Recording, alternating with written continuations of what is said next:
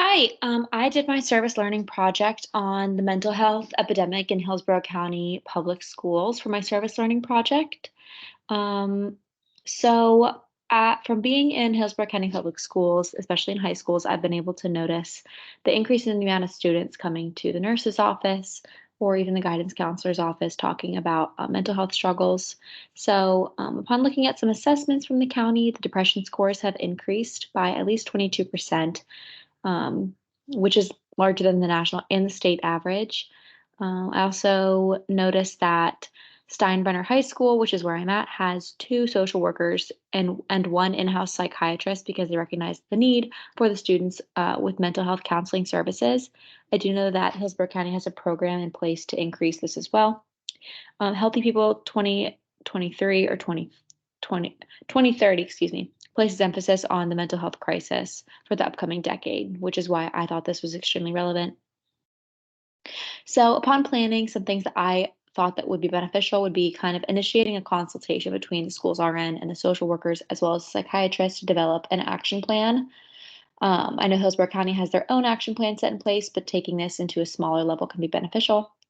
Having each student compare or complete a screening in the beginning of each school year to kind of see who's at risk for mental health crises, posting free mental health resources around the schools, implementing a block in their health education class that talks about stress management and mental health and promoting awareness, as well as hiring more counselors.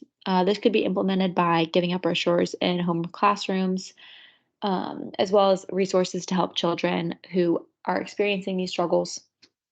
Educating students and providing office hours where the school psychiatrist and social workers are able to communicate with students who maybe don't have access to healthcare or psychiatric healthcare outside school hours, and providing the staff with education on recognizing the signs and symptoms of when someone needs help. So there are many diagnoses related to altered self-concept and mental health that I have listed in this presentation.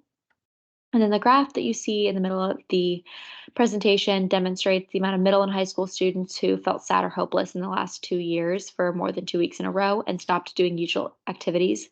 As you can see, after 2016, it really has been increasing. In my personal opinion, this is kind of when I remember social media booming. We've always had it in our generation, but 2016 is just kind of when I can remember our generation really starting to use more social media. So that's kind of what I attribute the mental health crisis to.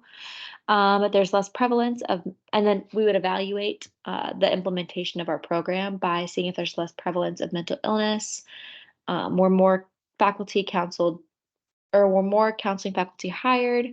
Did the reporting of mental illness go up or down? And if students felt less anxious or have less panic attacks? Is there less prevalence of eating disorders?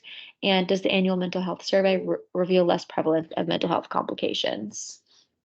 Thank you, and I hope you have a wonderful day.